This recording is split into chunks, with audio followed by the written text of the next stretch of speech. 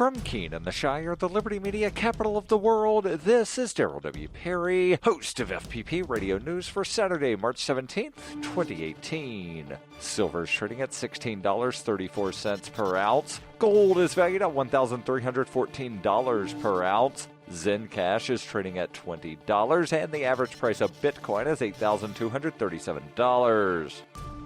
Antiwar.com reports the Syrian army continues to gain ground in the Damascus suburb of eastern Ghouta with airstrikes and artillery killing dozens on Friday, and reports that the Syrian pro-government forces have control of about 70% of the region. Local civilians are fleeing as best they can, but those trapped in combat situations are in considerable risk. The Syrian Observatory for Human Rights reported that cluster bombs were dropped on the Ghouta town of Kafr Batna along with incendiary bombs. The incendiaries are causing serious burn to a lot of civilians, but the cluster munitions are a long-term danger. Many cluster munitions hit the ground without exploding and remain littering the region for years, inflicting new casualties all the while. Russia is pushing for the rebels to surrender, but they have rejected this proposal. Rebel officials say the terms for negotiations are rejected, though with the Syrian military rapidly taking more territory and thousands fleeing, they may not have much bargaining room to avoid surrendering or outright defeat.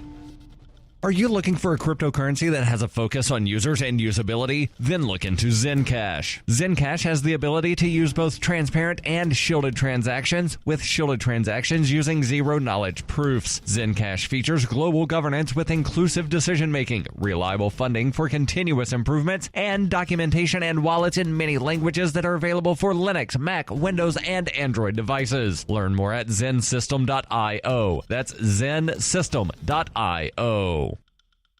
UPI reports U.S. Secretary of Education Betsy DeVos announced on Friday that California schools harmed by devastating wildfires in October will receive $2 million to help with recovery. She said the new federal aid to the California Department of Education will fund portable classrooms, substitute teachers, mental health services, transportation for displaced students, and substitute bus drivers. She said these resources will help ensure students, teachers, and staff have access to the services they need as they continue to recover. The aid, called Project Serve, can be used to fix problems caused by the fires. The wildfires burned more than 170,000 acres in California in October, which destroyed at least 3,500 homes and killed more than 40 people. Governor Jerry Brown estimated damage from the fires, some in the region's wine country, could ultimately cost tens of billions of dollars. More fires threatened the state in December, including the 270,000-plus acre Tommins fire, which became the largest fire in modern California history. 2 people, including one CAL FIRE engineer, were killed in the blazes, and the Thomas Fire destroyed 1,026 structures, including 756 homes.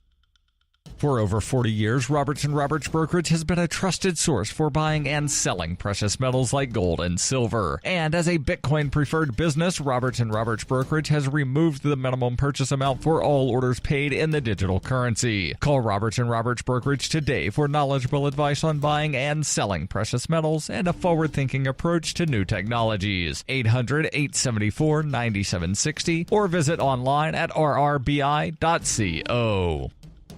Reuters reports a U.S. senator demanded documents on Friday related to the construction of a new footbridge in Miami that collapsed on Thursday and killed at least 6 people as federal and local investigators work to determine the cause of the tragedy. In a letter, Senator Bill Nelson of Florida asked the U.S. Department of Transportation to turn over all records related to the engineering, design, construction, safety, and inspection of the project, which spanned a major road next to the campus of Florida International University. Police said more bodies may be recovered from under the rubble after the 950-ton, $14.2 million bridge plummeted onto traffic on one of the busiest thoroughfares in South Florida on Thursday, crushing vehicles trapped underneath. Officials said the victims have not been named, but at least one was a female student at FIU. At least 10 people were taken to hospitals. 2 remained in critical condition on Friday, according to officials and local news media. Uncertainty over the stability of remaining sections of the bridge hampered rescue efforts, according to officials. Florida Governor Rick Scott's office had said that a company contracted to inspect the bridge was not pre-qualified by the state, adding if anybody has done anything wrong, we will hold them accountable. Munilla Construction Management, which installed the bridge, said it was devastated by what happened and was cooperating with investigators and doing everything they could to help.